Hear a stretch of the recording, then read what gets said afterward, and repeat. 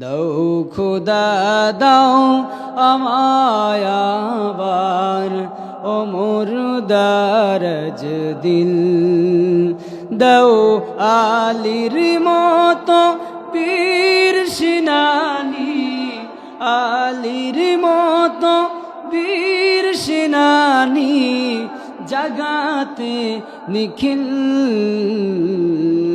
দাও খুদা দাও আমায় আবার ও মুর্দারজ দিল, হামজাকে দাও ঘরে ঘরে জীবন দিতে অকাতরে, আমার কাবা ভাঙতে এলে, আমার কাবা ভাঙতে এলে পাঠাও আবাবিল। দাও খুদা দাও আমায় আবার ও মুর্দারজ দিল। আউযু বিল্লাহি মিনাশ শাইতানির রাজীম। বিসমিল্লাহির রহমানির রহিম। فلما تراءى الجمعان قال أصحاب موسى إنا لمدركون قال كلا إن معي ربي سيهدين.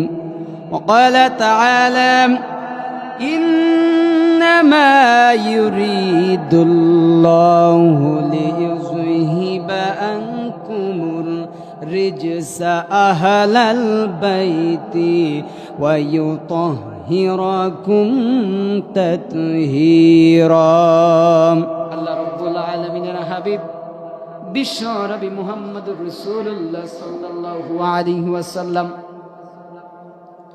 হযরতে আব্দুল্লাহ ইবনে আব্বাস রাদিয়াল্লাহু থেকে বর্ণিত, বিশ্ব নবী মক্কা নগরী ছেড়ে যখন মদিনায় হিজরত করলেন,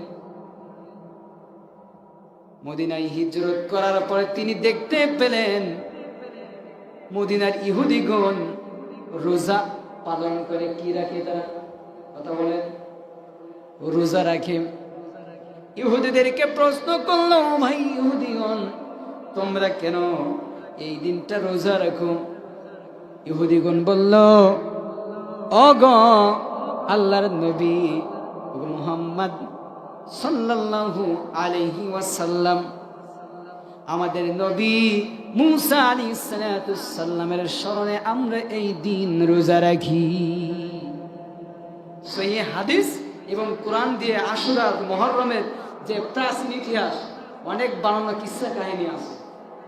আমরা সুর দিয়ে তোফাজ্জল হোসেন ভৈরবী ওয়াজ করে মাতোয়ারা করে দেয়, কিন্তু আশুরা যে তাৎপর্য প্রাচীন ইতিহাস আমরা এটা বলি না, খুব কম বলি। আমার ভাইরা, আল্লাহ রাব্বুল আলামিনের নবী মুসা আলাইহিস সালাতুস সালাম জন্মগ্রহণের পূর্বে ফেরাউন স্বপ্নে দেখল যে এমন একজন মানব পৃথিবীর জমিনে আসবে। স্বপ্নের ব্যাখ্যা যখন সে জানল, স্বপ্ন বিশেষজ্ঞ বললেন যে এমন একটা সন্তান জন্মগ্রহণ করবে যার কারণে আপনার ধ্বংস হয়ে যাবে। ইতিহাসটা কিভাবে আসতেছে দেখেন। আমার ভাইরা, ফেরাউন কি করল? তিনি আইন পাশ করল ক্ষমতা টিকিয়ে রাখার জন্য। যত পুত্র সন্তান জন্মগ্রহণ করবে মিশরের ভিতরে সকল পুত্র সন্তান নবজাতকদের হত্যা করার অর্ডার দিল। বিগত দিনে স্বৈরাচারের বিরুদ্ধে যখন মাথা চাড়া দিয়েছিল, আইন পাশ করলো, ওরে ধর, গুম কর, জেলখানায় বন্দি কর, আয়না ঘর নামক জায়গায় বন্দি করে রাখা হতো। ঠিক কিনা? আমার ভাইরা মারতে শুরু করে দিল, হত্যা করতে শুরু করে দিল। এক পর্যায়ে মুসা আলাইহিস সালামের জন্মগ্রহণ হলো। মুসা আলাইহিস সালামের মা কি করলো? মুসা নবীকে বাঁচানোর জন্য কৌশল অবলম্বন করলো, তাকে একটি কাঠের কুঠুরির ভিতরে ভাসিয়ে দিল। এই ঘটনা আপনাদের জানা আছে না? এক পর্যায়ে ওই কুঠুরি ফেরাউনের কাছে এসে পৌঁছালো। ফেরাউন, তার স্ত্রী ছিল সন্তানহীন, মুসা আলাইহিস সালামকে তারা লালন পালন করছে, অনেক ইতিহাস সেখানে। এক পর্যায়ে দুধ ভাত দিয়ে যাকে লালন পালন করলো, সেই দুধ খাওয়ার কাল সার কিন্তু তাকে আক্রমণ করেছে। আল্লাহর কৌশল, ওয়ামা কারু ওয়ামা কারাল্লাহ ওয়াল্লাহু খায়রুল মাকিরিন। আল্লাহু আকবার। আল্লাহর কৌশল বড় কৌশল। মুসা আলাইহিস সালামকে তার বাড়িতে লালন পালন করালো, আবার তাকে দিয়ে তার পতন করা হবে। শেখ হাসিনার সময় তার নিজের লোক তার ভিতরে ছিল, তারাই দিয়ে তাদের পতন করেছে। কথা বলেন ঠিক কিনা? আমার ভাইরা, ইতিহাস শুনুন। এক পর্যায়ে মুসা আলাইহিস সালাম হারুন আলাইহিস সালামকে তারা হত্যা করার কৌশল করল। মুসা নবী, আল্লাহর অর্ডার হলো, হুকুম হলো যে সেখান থেকে হিজরত করে চলে যেতে হবে।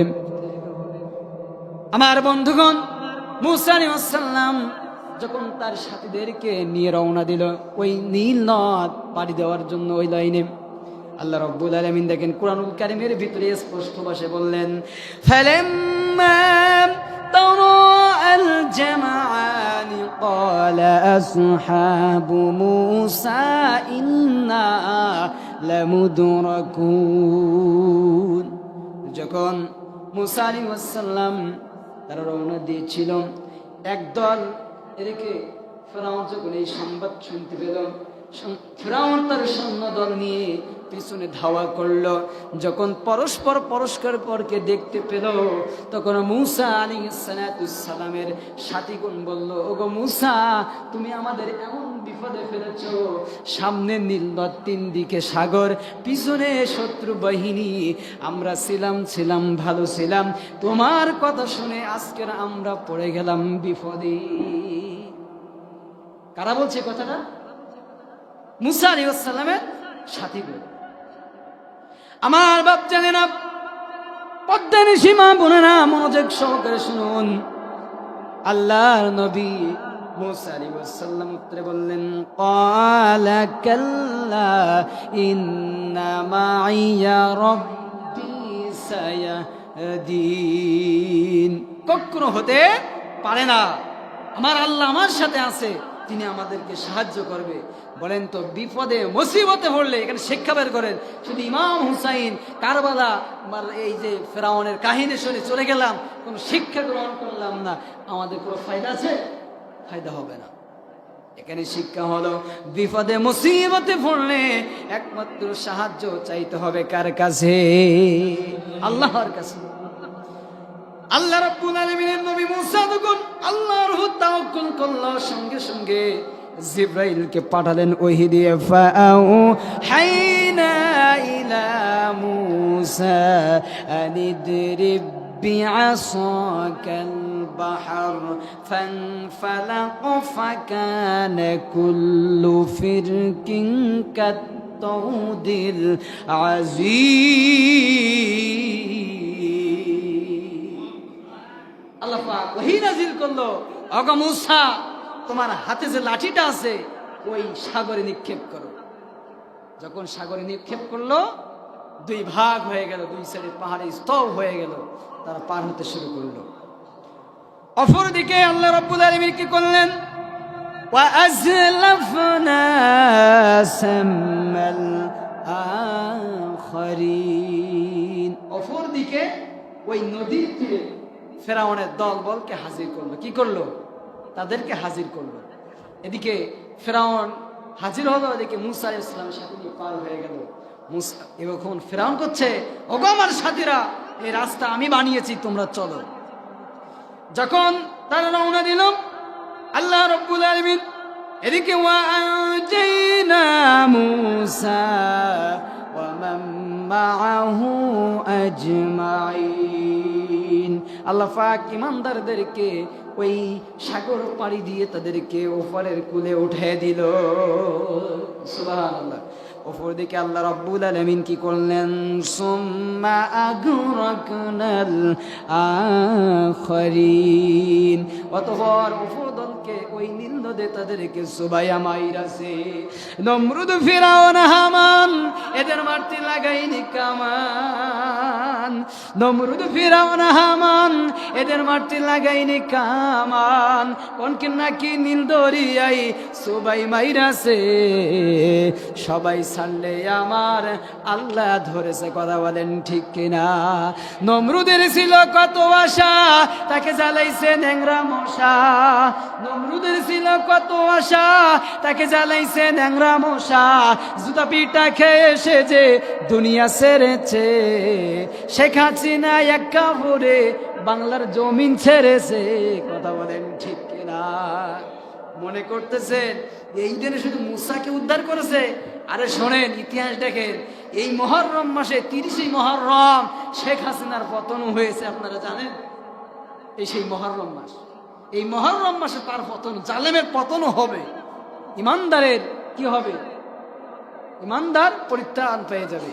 আমার ভাইরা, এই ঘটনা ইহুদিগণ যখন নাসরা যখন মুহাম্মদ সাল্লাল্লাহু আলাইহি ওয়াসাল্লামকে বলেছেন, মনে আছে তো মদিনার ঘটনা? আল্লাহর নবী মুহাম্মদ সাল্লাল্লাহু আলাইহি সাল্লাম বলছেন, তোমরা এই শুকরিয়াতে যদি রোজা আদায় করো, তোমাদের চেয়ে আমাদের হক বেশি। আমাদের দিনী ভাই আমরা রোজা রাখবো। শুধু তাই নয়, সাহাবীগণ বলছেন, ইয়া রাসূলুল্লাহ, ইয়া হাবিবাল্লাহ, কি মানে বেঈমানদের সাথে তো আমাদের সাদৃশ্যপন রাখা যাবে না, তাহলে কি করতে হবে? বিষ্ণু বললেন, আগামী বছর যদি আমি বেঁচে থাকি তাহলে 9 মুহররম কিংবা 10 মুহররমের সাথে 11 মুহররম আরে একটি রোজা রাখবো। 2টা রোজা রাখতে হবে। কয়টা? 2টা। আল্লাহ রাব্বুল আলামিনের হাবিব বিশ্ব নবী বললেন, ওগো আমার সাহাবীরা শুনো শুনো শুনো, ঘটনা শুনো। যারাই মুহররম মাস পেয়ে মুহররমের মাসে যারা রোজা রাখবে, আল্লাহ রাব্বুল আলামিন তাদেরকে পুরস্কৃত করবেন কি দিয়ে? কিয়ামতের দিন যারা রোজা রাখবে এই মুহররম মাসে, আল্লাহ রাব্বুল আলামিনের 8টি জান্নাতের দরজা দিয়ে তারা নিজেদের মনের মতো যেই দরজা দিয়ে প্রবেশ করতে ইচ্ছা তারা জান্নাতে প্রবেশ করতে পারবে। কোন সুবহানাল্লাহ। শুধু তাই নয়, বিশ্ব নবী আরেকটি হাদিসের ভিতরে বলছেন, যারা এই মুহররম মাস পেল আর মুহররম মাসের শুরুর 10 দিন যারা রোজা রাখবে গো, আল্লাহ রাব্বুল আলামিন তার আমল নামায় 10 দিন রোজা রাখার কারণে 10,000 তার আমল নামায় নেকি লিখে দিয়ে দেবে। এটাই হচ্ছে রোজা, এটাই হচ্ছে আশুরার মূল ইতিহাস। বুঝতে পারছেন? শুধু এখানেই শেষ নয়, আপনার আমার পিতা আদি পিতা বাবা আদম আলাইহিস সালাম এই দিনে জন্মগ্রহণ করেছিলেন। এই দিনে আল্লাহ পাক তাকে দুনিয়াতে পাঠিয়েছিলেন। আবার এই 10ই মুহররম বাবা আদম আলাইহিস সালাম 350 বছর যখন ক্রন্দন করেছিল, তার দোয়া কবুল হয়েছিল। এই দিনে আল্লাহ রাব্বুল আলামিন বাবা আদম আলাইহিস সালামের দোয়া কবুল করেছিল 10ই মুহররম। আমার ভাইরা, আমার বন্ধুরা, আরেকটি ঘটনা শুনুন। যেহেতু প্রাচীন ইতিহাস কিছু কথা বলতে হবে, তারপরে আসবো আহলে বাইতের দিকে। ইমাম হুসাইনের কথা না বললে নয়। বাপজানেরা আমার, আল্লাহর নবী নূহ আলাইহিস সালাম 950 বছর দিনের দাওয়াত দিলেন। কাফের বেঈমানেরা অল্প কিছু সংখ্যা ব্যতীত কেউ ইসলাম গ্রহণ করে নেয়।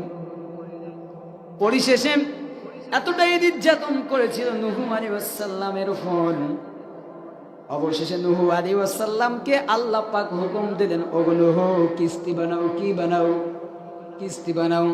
যখন নূহ আলাইহিস সালাম মরুভূমির ভিতরে কিস্তি বানাতে শুরু করলো, কাফেরেরা বলল, ও নবী নূহ, তুমি কিসের জন্য মরুভূমির ভিতরে কিস্তি বানাও? নবী নূহ আলাইহিস সালাম বললেন, কিছুদিনের ভিতরে প্লাবন হবে। তারা হাসি ঠাট্টা করলো যে মরুভূমির ভিতরে প্লাবন হবে, এটা অসম্ভব। তার চলে গেল।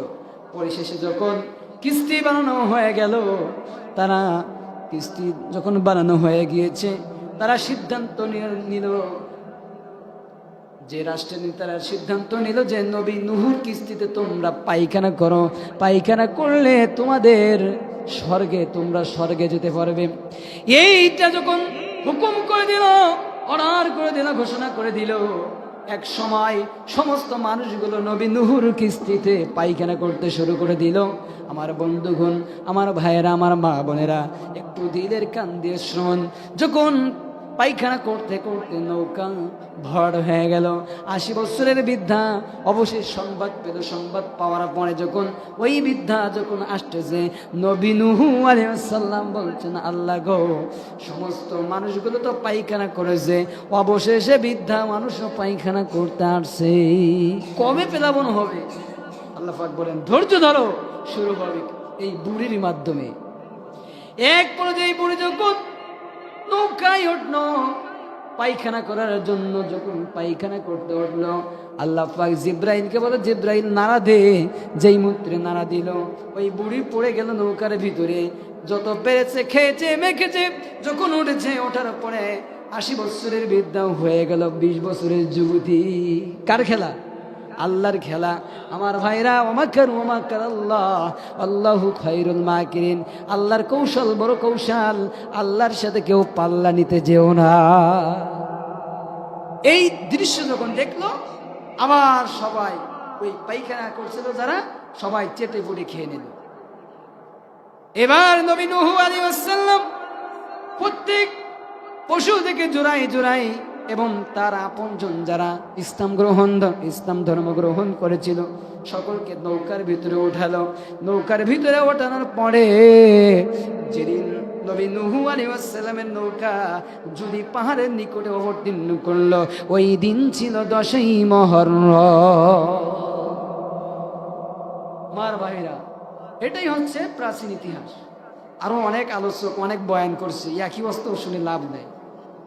একই আলোচনা এক একজন এক এক ভাই বলে নাকি?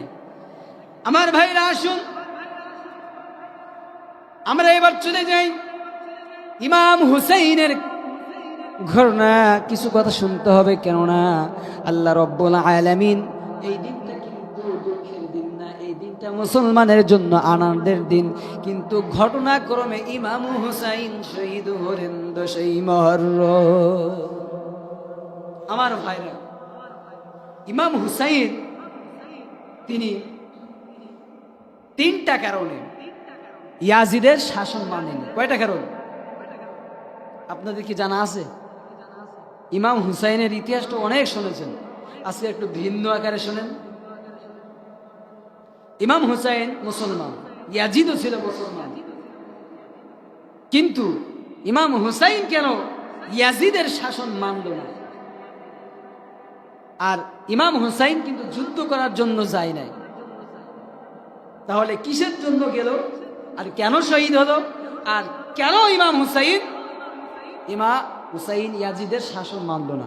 এটা আজকে আমাদের জানতে হবে। আমার ভাইরা, ইমাম হুসাইন 3টা কারণে ইয়াজিদের শাসন মানতে পারে নাই। তার 1 নাম্বার হলো, ইমাম হুসাইন ছিল ইয়াজিদের চেয়ে কোরআন হাদিসের জ্ঞান ছিল ইমাম হুসাইনের। কি ছিল বলেন? ইমাম হুসাইনের জ্ঞান বেশি ছিল। ইমাম হুসাইন কোরআনের জ্ঞান ছিল, সব কিছু ছিল। এই 1 নম্বর দিকের কারণে তিনি ইমাম হুসাইন ইয়াজিদকে মানতে পারে নাই। ইয়াজিদ ছিল একজন মদখোর, নিশাখোর, গাঁজাখোর। তিনি দুর্নীতিবাদ ছিল।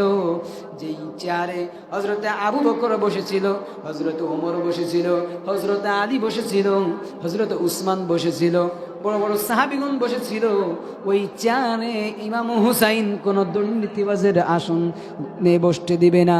হলো এই, আজ আমাদের সমাজে আমরা মূল চেয়ারে পাঠাই কার?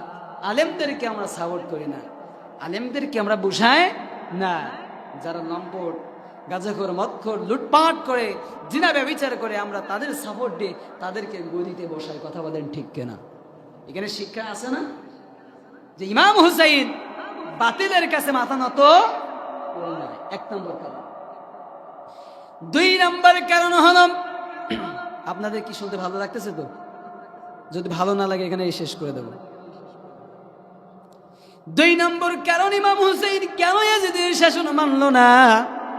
আল্লাহ পাক বললেন, ইন্নামা ইউরিদুল্লাহু লিইযহিবা আনকুমুর রিজসা আহলাল বাইতি ওয়া ইতাহহিরাকুম তাতহীরা।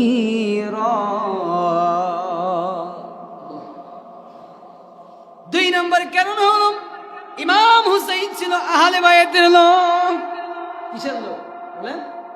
ইমাম হুসাইন ছিল আহলে বায়াতের লোক। ইমাম হুসাইন বেশি যোগ্যবান ছিল সেই সময়। ইয়াজিদের চেয়ে ইমাম হুসাইনের যোগ্যতা, শিক্ষা দীক্ষা, এলেম জ্ঞান বেশি ছিল, আর তিনি ছিলেন আহলে বায়াতের লোক। এই আহলে বায়াতের লোক কারা আমাদের জানার প্রয়োজন আছে কিনা? আহলে বায়াতের লোক নিয়ে বিভিন্ন আলেমগণ বিভিন্ন মাসআলা দেয়, এখানে মতনৈক্য রয়েছে। আমরা আহলে বায়াত বলতে বুঝি 5 জন, কিন্তু না না না, আহলে বায়াতের লোক তো আরো আছে, সেটা আজকে জানতে হবে। আমার বন্ধুগণ, একদিন নবী উম্মে সালামার ঘরে বসে আছেন। বিশ্ব নবীর সব সময় ছিল একটি চাদর থাকতো তার কাছে, কালো চাদর, তিনার ঘাড়ে রয়েছে চাদরটি। উম্মে সালামার ঘরে বিশ্ব নবী মুহাম্মদ সাল্লাল্লাহু আলাইহি ওয়াসাল্লাম বসে আছেন। এমন সময় হযরতে ইমাম হাসান রাদিয়াল্লাহু তাআলা আনহু আসলেন। আল্লাহর নবী, বিশ্ব নবী ইমাম হাসানকে চাদরের ভিতরে ঢুকায় নিলেন।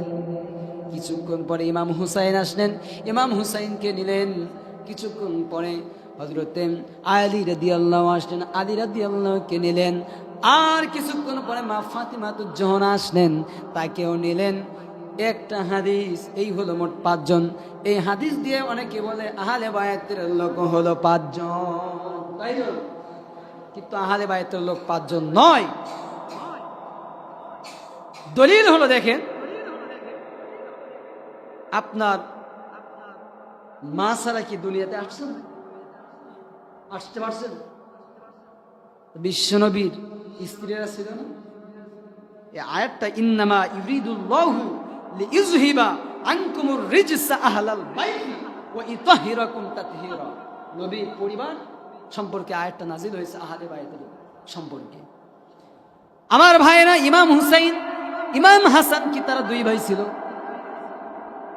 না না, তার আরেকটি ভাই ছিল, বোন ছিল, ছোটবেলায় মারা গিয়েছিল। আল্লাহর নবী, বিশ্ব নবীর কন্যা তো আর কয়জন ছিল? আরো 3 জন ছিল না? উম্মে কুলসুম ছিল, রুকাইয়া ছিল কিনা, জয়নাব ছিল না? এরাও তো আহলে বায়াতের লোক। এদের গর্ভেও তো সন্তান জন্মগ্রহণ করেছিল, তারা মৃত্যুবরণ করেছে ঠিক, কিন্তু তারাও তো আহলে বায়াতের লোক। তাহলে আহলে বায়াতের লোক কয়জন? কথা বলেন। নবীর পরিবার। আর এই নবীর পরিবারকে আল্লাহ রাব্বুল আলামিন পাক পবিত্রতা হিসেবে ঘোষণা করেছেন, তারা পবিত্র। তাহলে আহলে বায়াতের লোক কারা আজকের আমরা বুঝতে পারছি তো? শুধু এই 5 জন আহলে বায়াতের লোক না। আসুন এবার 3 নম্বর কারণ হলো, ইমাম হুসাইন কেন ইয়াজিদের শাসন মানে নাই?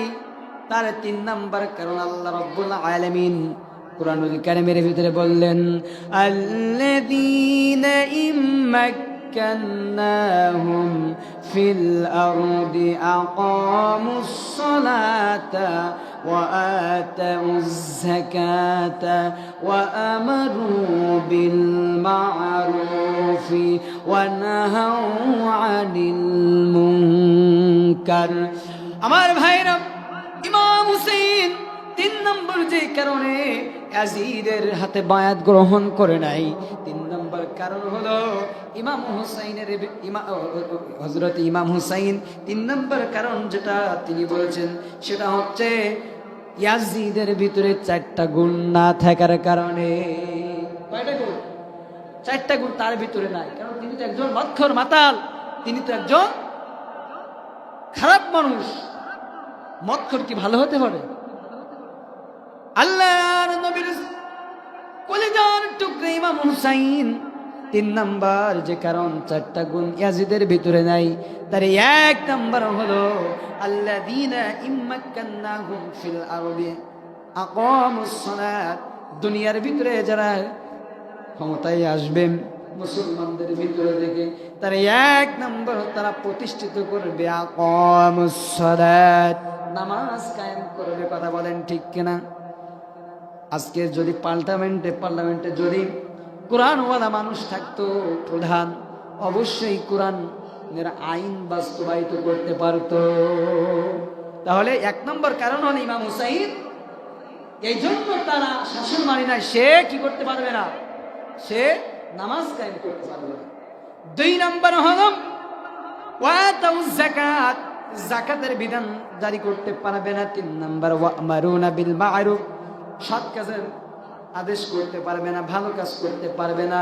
এই 3টা কারণে ইমাম হুসাইন ইয়াজিদের শাসন মানে না। এখন সর্বশেষ আমি আলোচনা শেষের দিকে যাচ্ছি। আমি বলেছি ইমাম হুসাইন যুদ্ধ করার জন্য যায় না, তাহলে তিনি কিসের জন্য গিয়েছেন? যুদ্ধ করতে যেতে হলে উদাহরণস্বরূপ তিনি কেন যুদ্ধ করতে যায় নাই? আপনারা বলতে পারেন আপনার প্রমাণ কি?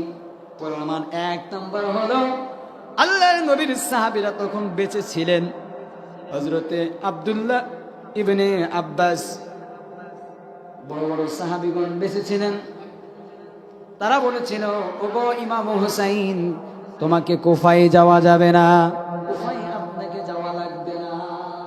বলেন তো, যদি কোনো মানুষ জিহাদ করতে যাই, জিহাদে বাধা দেওয়া তো হারাম। ওই সাহাবীগণ তো জিহাদ করার জন্য তাদের সাথে যেত। কথা বলেন ঠিক কিনা? তাকে হয় 1 নম্বর প্রমাণ, নবীর সাহাবীরা বাধা দিয়েছে যে যাওয়া যাবে না। 2 নম্বর, যদি ইমাম হুসাইন যুদ্ধ করার জন্য যাইতো, তাহলে তিনি নারী শিশুদেরকে নিয়ে যেত না। যুদ্ধ করতে গেলে নারী শিশুদেরকে নেওয়া যাবে না। আরেকটা দলিল হলো ইমাম হুসাইন 3টা প্রস্তাব দিয়েছিল। কয়টা প্রস্তাব দিয়েছিল? যুদ্ধের ময়দানে যখন আল্লাহর নবীর নাতি ইমাম হুসাইনকে ইয়াজিদের ছেলে হুর 1000 সৈন্য নিয়ে আসলেন পাহারা দিতে। ইয়াজিদের সন্তান হুর যখন আসলেন, এই হুর দেখেন তারা আসলেন ইমাম হুসাইনকে পাহারা দিতে। এরা জোহরের নামাজে রক্ত হলো, আজান দিল, ইমাম হুসাইনের পেছনে নামাজ পড়েছে, আবার এই ইমাম হুসাইনকে তারা কতল করেছে। কোন ধরনের মুসলমান? হুজুর তুমি ওয়াজ করো, রাজনীতি করো মসজিদের ভিতরে, মসজিদের ভিতরেই করো, বাইরে না। আর 2টা কথা বলবো, তারপর আমার আলোচনা শেষ। 2 নম্বর হচ্ছে উমাইর বিন আবু ওয়াক্কাস 4000 সৈন্য নিয়ে আসছেন। তখন তাকে বলা হলো যে তার পাহারা দেওয়ার জন্য, যাতে কুফায় না ঢুকতে পারে, এজন্য যখন আসছেন, এক পর্যায়ে তারা পরামর্শ করলো। তিনি বললেন, হয়তো তোমরা আমার নিজের গন্তব্য স্থানে পাঠানোর ব্যবস্থা করো, তা না হয় আমাকে এমন একটা ইসলামিক দেশে পাঠাই দাও, আমি সেখানে থাকবো, আর না হয় আমাকে ইয়াজিদের নিকটে নিয়ে যাও। তারা প্রস্তাব মানল না। পরিশেষে তাকে উবাইদুল্লাহ বিন জিয়াদ যদিও একটু রাজি হলো, সীমার বলল, ওগো উবাইদুল্লাহ বিন জিয়াদ, একে যদি আমরা বাইরে কোথাও পাঠাই, এক সময় এ লোকজন জোগাড় করে শক্তিশালী হয়ে আমাদের উপর আক্রমণ করবে, তার চেয়ে হত্যা করো, ইয়াজিদের কাছে নিয়ে গেলে ইনাম পাওয়া যাবে। তাকে হত্যা করা হলো, অনেক বড় ইতিহাস এখানে আছে। হত্যা করার পরে তারা ইয়াজিদের কাছে নিয়ে গেল। ইয়াজিদের এখানে গিয়ে তারা লাঠি দিয়ে কি করলো, ইমাম হুসাইনের মুখের ভিতরে নাড়াচাড়া করতেছে। ওইখানে আনাস রাদিয়াল্লাহু বসা ছিল, বৃদ্ধা সাহাবী বলে, ও গো আজিদ, ও গো উবাইদুল্লাহ বিন জিহাদ, এই ইমাম হুসাইন আমি দেখেছি বিশ্বনবী তার মুখে চুমু খেয়েছে, তার গলায় চুমু খেয়েছে, তার কোথাও বাকি নাই, চুমু হয়েছে, আদর করেছে। ইমাম হুসাইনের ভিতরে বিশ্বনবীর চেহারার ফুটেজ পাওয়া যায়, তোমরা কি শুরু করে দিয়েছ? আমার ভাইরা, যেহেতু সেই মুহররম মাস, অনেক ইতিহাস এই মাসে রয়েছে।